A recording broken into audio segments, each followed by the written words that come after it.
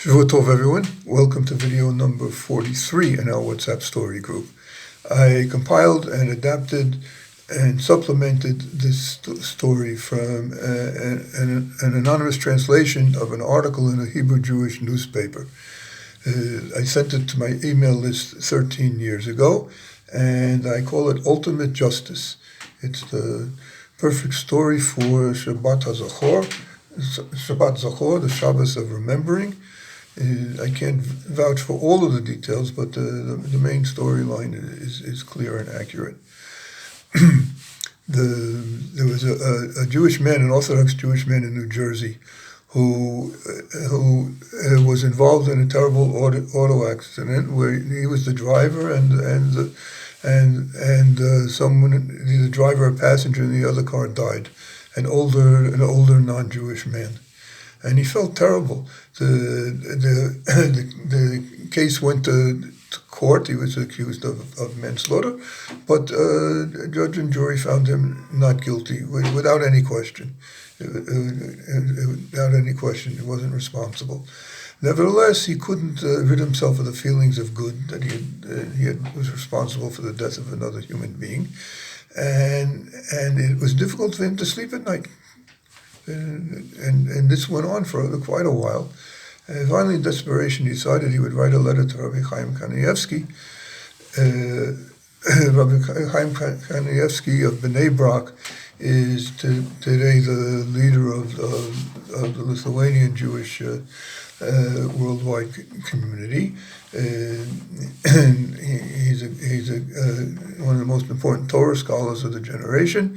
His father, Yaakov Yisrael Kanievsky, was known as the Stipler Rav, also a very famous person.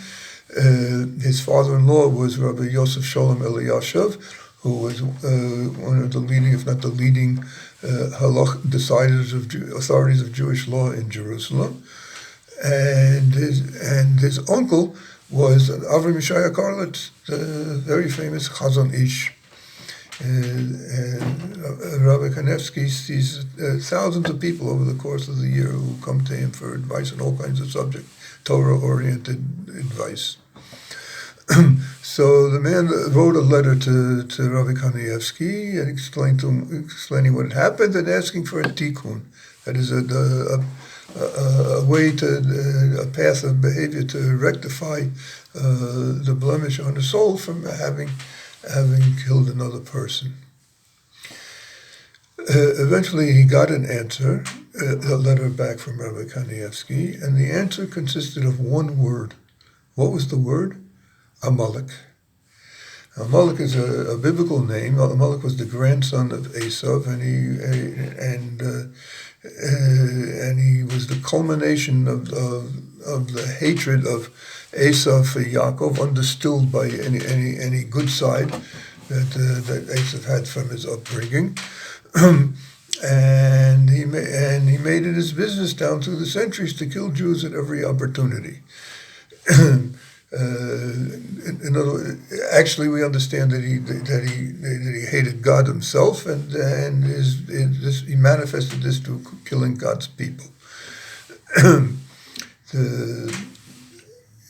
Haman, the villain of the Book of Esther, the Purim saga, was a direct descendant. His genealogy is mentioned in the Megillah, and it can be traced back through the Book of Shmuel, from the Megillah to the Book of Shmuel.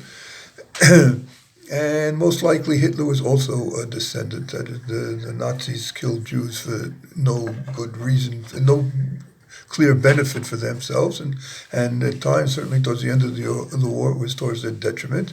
But that's the hallmark of Amalek, to kill Jews because of hatred, not because of any benefit that they hope to gain.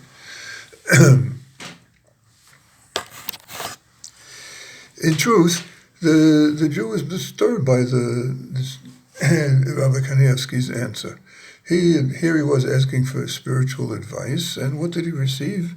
A terse, mysterious, one-word answer. It didn't help him at all, and he continued to have great difficulty sleeping at nights, and with guilt feelings. Finally, he decided that the best thing he could do for himself would be to move to a different town. Then then maybe he could forget about the incident, because just the streets that he walked on always reminded him, or drove on always reminded him. So he began looking in other towns in that region of New Jersey, and in one town he found a house that pleased him and was being offered at a very reasonable price. The real estate agent told him the reason was that the owners were heirs of the previous owner who had recently been killed in an automobile accident. The Jew was shocked. Could it be? Is this possible? I said, nah, it can't be. So he bought the house. He was quite pleased with it. He moved in. He and his family moved in. But then he began to wonder more seriously. Maybe it is possible. It's certainly not likely, but maybe it's possible. So he decided to investigate, and very quickly found out that indeed the man who was the previous owner of the house was the man that he was felt responsible for his death in the car accident. Then, it was sometime after that, he decided it was time to do some renovations in the basement. He went down there and he found a file cabinet full of photos and documents that apparently had belonged to the previous owner, that the heirs hadn't bothered to remove or had overlooked it maybe. In any case, he opened it out of curiosity and he decided to look through the packet of photos. Was he shocked to find a photo of this man, the man who had died in the accident, in an SS uniform, standing next to evil Adolf.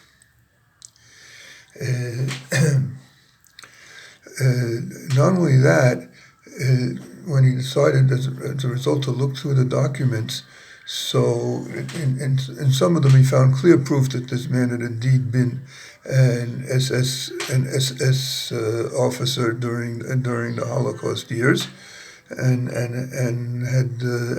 had killed many people, and then had escaped Germany before Nuremberg to America, and had hid his past. Nobody knew about it. And in other documents, he saw that the man had kept in a notebook meticulous records of everyone who he was responsible for executing them, for their murder, really. As we know, the Germans were very meticulous in their record keeping.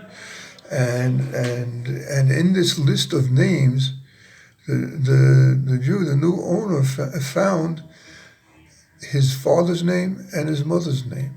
This old Nazi had been responsible for killing his parents. God Almighty had allotted to him the role of being a Goel Dam, being a revenger of innocent spilled blood, and that of his parents. And now we can understand Rabbi Chaim Kanievsky's one-word cryptic answer.